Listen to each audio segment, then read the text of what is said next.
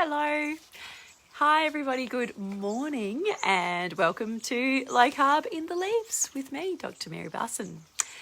This week I'm talking about, the science of why you might want to change your lifestyle or why you might want to exert effort in managing your mindset to stay on track with your healthy lifestyle this Christmas period. And a really big driver for, as I mentioned yesterday, diabetes or just metabolic disease, being overweight and being metabolically unhealthy, which causes an absolute host of chronic illnesses like heart disease, Alzheimer's, diabetes, many cancers, high blood pressure, high blood sugar, and robs us of years of life. But perhaps even more insidiously robs us of quality of life, particularly as we enter the retirement years when a lot of us really should be enjoying our lives to the full. And inflammation plays a key role into why so many people who have a modern lifestyle develop diabetes. The science is rapidly evolving. Like, we're on the absolute edge of our understanding here. There are literally new articles published every single day.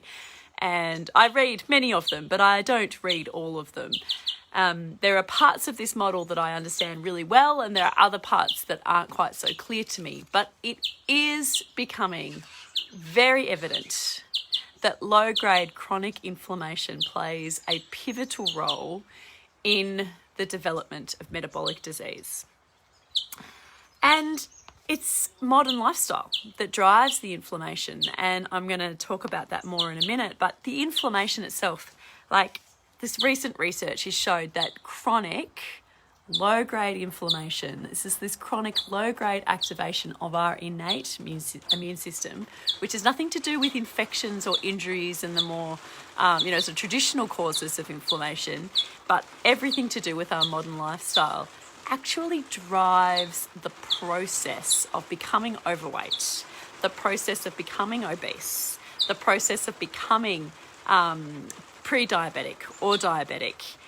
And it's the low-grade inflammation itself, through several mechanisms, actually drives obesity, actually drives the leptin resistance, which I could talk about perhaps tomorrow or sometime this week, drives the impaired glucose metabolism, which is the pre-diabetes, the insulin resistance, which is at the core of all of these problems, and also causes stress on the beta islet cells of the pancreas, which also drives the development of type 2 diabetes and more. And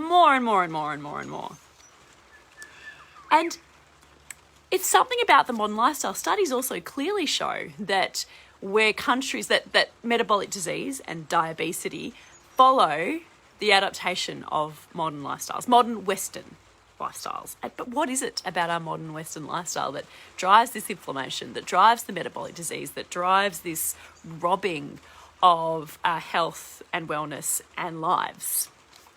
It's multifactorial.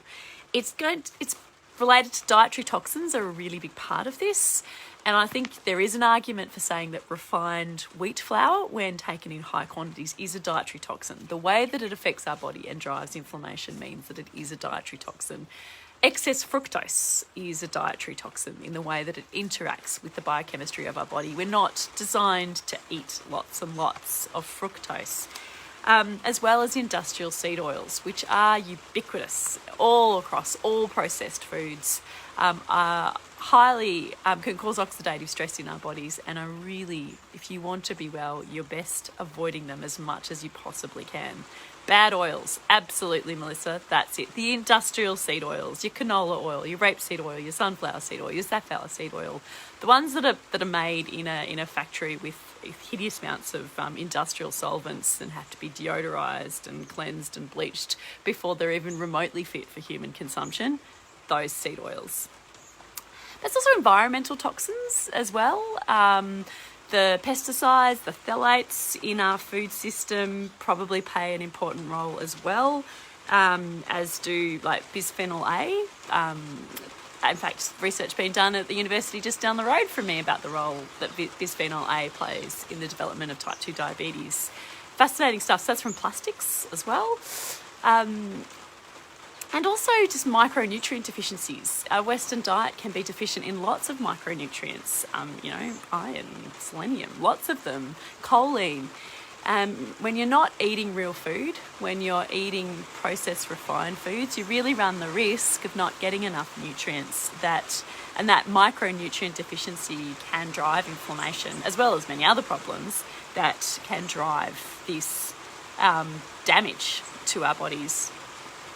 And altered gut microbiome. The gut is probably pivotal to absolutely everything, and we really are on the edge of our understanding with that. But there's no doubt that a modern lifestyle causes alterations in our gut microbiome, which probably have a causative role in all of this, as well as a sedentary lifestyle. Just not moving very much is an inflammatory act within itself. So it's all this interaction between our environment and our genetics that sets us up for this ticking time bomb of a disaster, which is just detonating all over the world right now. That's kind of the bad news. The good news is, though, that you can wrest control. This is not doom or gloom. And although we all can't probably go off and adapt a beautiful, perfect hunter-gatherer lifestyle that, our ancestors were eating 300,000 years ago, that was perfectly in line with our genetics, we really can do a lot right here and now by managing our mindset and our behaviours to become more aligned with what we are genetically designed to eat. And it can honestly be fun and yummy and actually pretty easy. Like, this is not groundbreaking stuff. It's not impossible. It does require a bit of swimming upstream because we live in a world that is surrounded by modern lifestyles, but it is possible. And beautiful people, it's all about eating real food, coming back to your basics, eating real food, managing your stress, managing your sleep. Didn't even talk about stress and sleep and the role of inflammation, but they have a big role to play as well. And, sourcing local food as much as you can, and moving your body. And you don't need to be a bodybuilder or a marathon runner. You just need to move around a bit more and schedule movement throughout your day.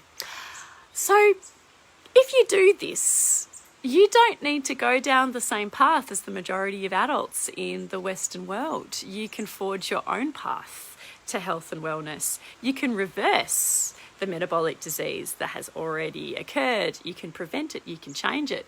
In many cases, it can even go into complete remission. And even if it can't go into complete remission, it can get a heck of a lot better. This is your why, beautiful people, or at least it's part of your why.